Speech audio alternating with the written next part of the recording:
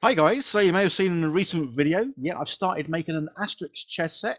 Something I've wanted to do for years since reading the comics, well, 50 years or more ago. And yeah, obviously I've started off by making the Roman side, and I've just now finished making the chess board, which obviously holds the chess pieces, which is pretty cool. So two main things on this that I really absolutely love. And the first one is obviously the mosaic tiles that I, well, hand sort of kind of painted.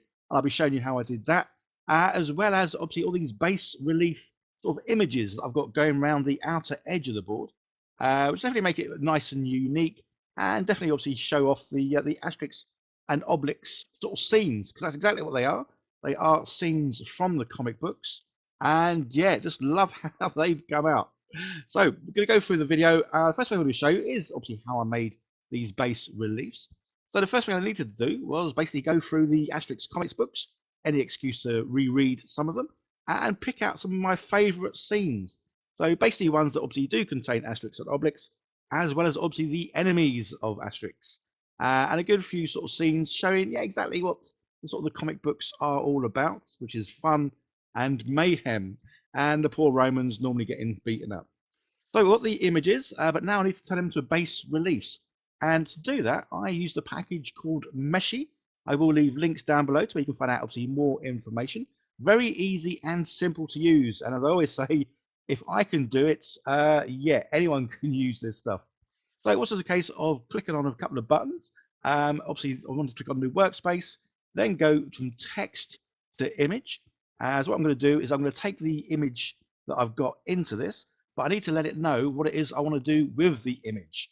So it's just simply a case of dragging and dropping, say each one I obviously did separately. So you drag and drop the image into the little browser thing down the bottom there.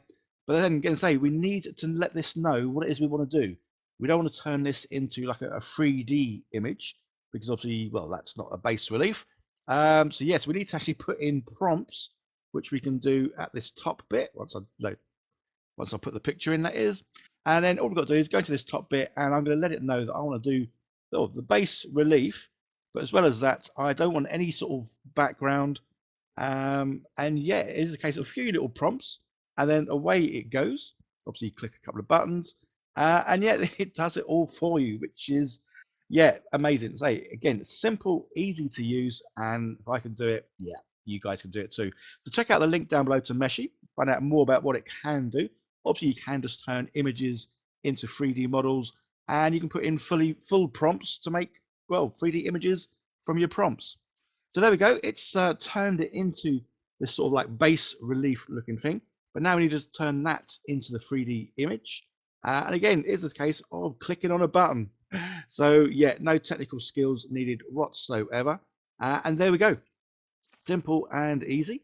And then obviously when I take it into the slicing software, I can make it as sort of deep or as shallow as I need. So that's just one of the many images that I've used around the outer edge of the board. And then it is a case of rinse and repeat.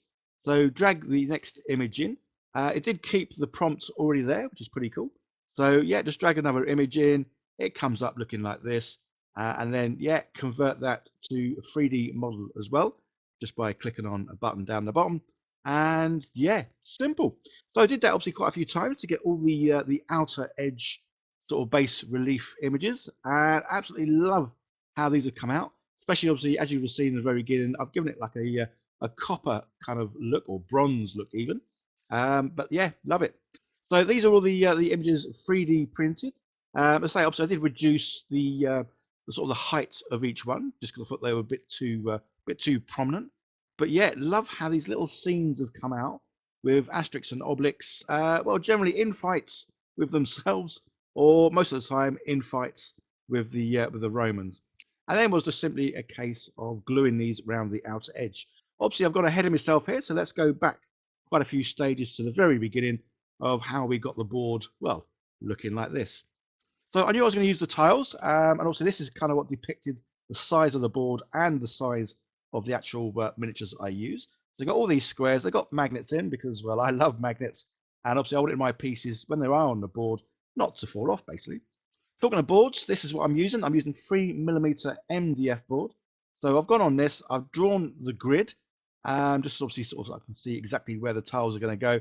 I say this is what obviously determined the size of the board as well as the size of the images, not images, size of the actual miniatures themselves. Yeah, so I printed it out. Obviously, was printed out 64, isn't it? Because it's 8 by 8 the board. So as you can see now, I've printed out some borders just to go round. So the actual making of the marble, very simple. Obviously, I can't take credit for this, as I did look this up, well, kind of like you guys on YouTube. And it simply is a case of getting a wet wipe, letting it dry out. So just sort of leaving it out in the sun for a couple of hours, or just leaving it anywhere for a little bit, and then gently pulling it apart.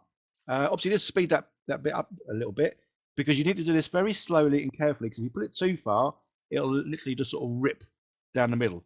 So it's just a case of pulling it apart so you're happy with it, and then spreading it out over the tile. And the great thing with this is obviously each one of these is going to look different. Yeah, there's no way you're going to make them look the same. So as you can see, the black tiles, obviously primed them in black, put the dried wet wipe over the top, and then sprayed it white. And then obviously this is the tricky bit. You do need to be careful pulling these off nice and slowly, obviously making sure that the paint is fully dry. If it's wet in the slightest, it obviously will just smudge everywhere.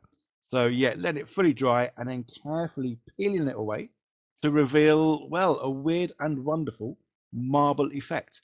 And I say the great thing with this is none of these are going to look the same. They're all going to be that little bit different. So basically with the white tiles, you need to prime in black first, put the dried out wet wipe over the top, then spray with whites. And then obviously for the black tiles, you do the complete opposite. You first prime them in white, put the cloth over the top, and then spray black over the top of that. I say, yeah, for the first time, I was pleasantly surprised on how these come out.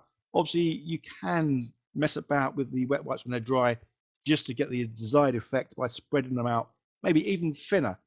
So I have to admit, some of the tiles, obviously, absolutely wonderful. Some of the others, they're almost like the black ones could be white and the white ones could be black, as in there's not the whole lot of mosaic look to them.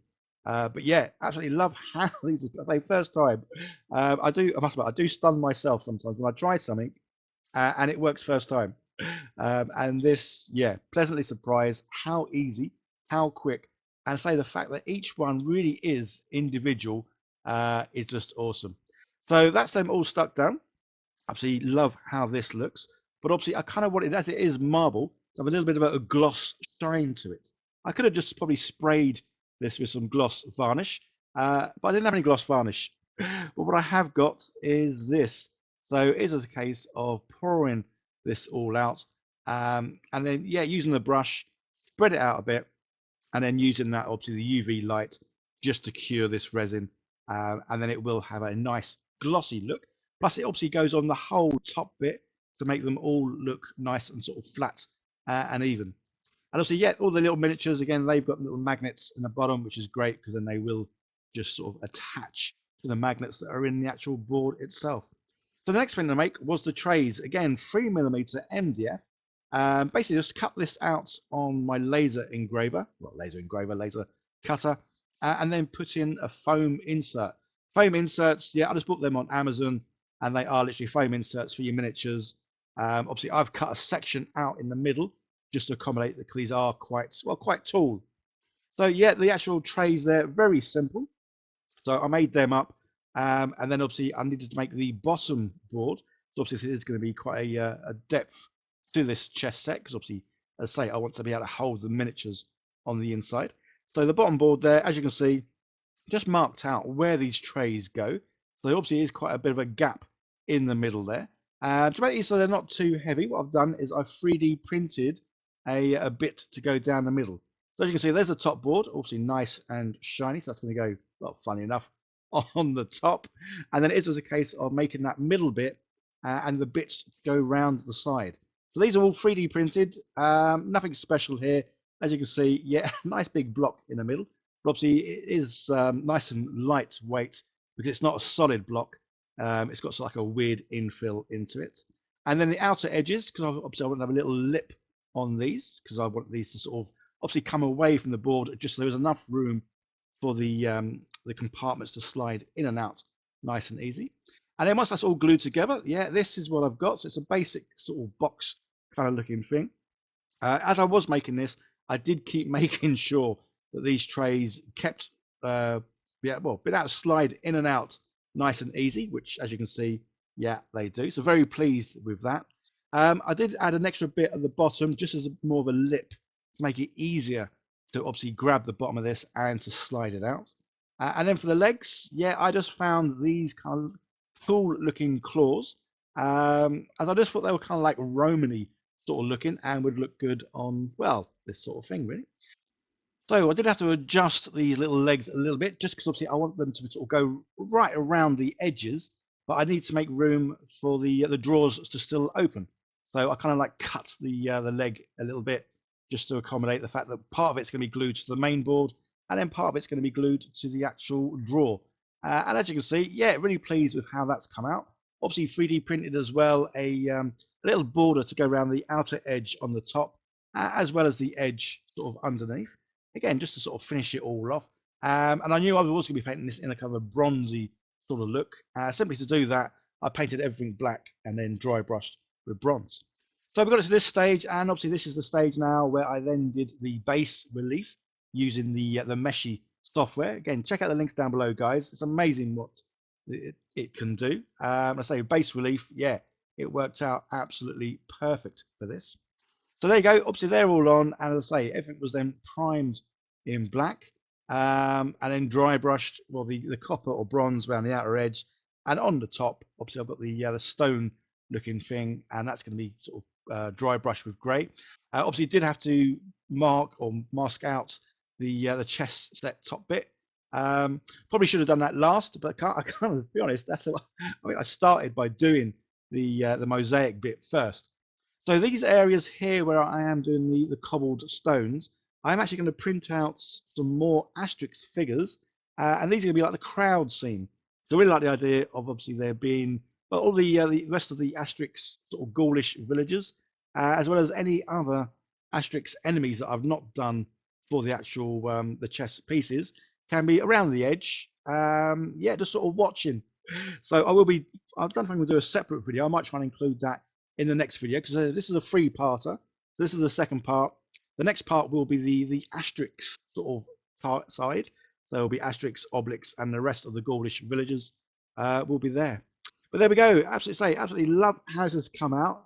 This is definitely 50 years in the making, because I mean that's when I first started reading the Asterix books, about 50 years ago. Absolutely love the comics, and definitely getting right back into them now, which is absolutely awesome. So guys, yeah, if you do like Asterix, check out my eBay, because Asterix have just released a range of the trading cards. Yeah, so you can get a full set of trading cards for the Asterix figures. But yeah, check out my eBay, link down below, if you're interested in getting the Asterix cards. So there we go. That looks pretty cool. And I say then you put the miniatures on there. And I've got to say, I've only got the one half so far. So that's the Romans. Loving how they look. Obviously, go and check out the video to see how I've made them. And yeah, I'm going to try and get the Asterix sort of team. Probably about 2 weeks, maybe 2-3 weeks. I should have the Asterix team ready, and hopefully some of the villagers that are going to go around the outer edge, and obviously be watching the chess set. So love how this has come out. So guys, yeah, check out the links down below, because they really do obviously help me out. Like, share, subscribe, leave comments, all that fun stuff. And anything you want to see me make, by all means let me know, because I do quite a variety of things, which I know isn't always the best on some channels, because some channels like stick to one particular thing, but I do a little bit of all sorts really. But obviously it all comes under the miniature range. It's mostly about me sort of making and, well, painting things. Yeah, don't look at their eyes, guys, because it's a video. I can't paint eyes. So I have painted the whites of their eyes. It's just trying to get that pupil in the middle. Yeah, they're going to look cross-eyed, one-eyed, bog-eyed. Yeah, I don't know how to do eyes, guys. I don't know what to do. Anyway, I'm going to ramble on now. Big shout out and thank you to all my lovely patrons for helping support the channel. It really does mean so much. But check out the links down below to Meshy to find out more about what it can do. And yeah, if you're interested in the trading card games for Asterix, check out my eBay link down below as well. Anyway, before I waffle on, make this a 20-minute video, I'm going to say bye. Bye now.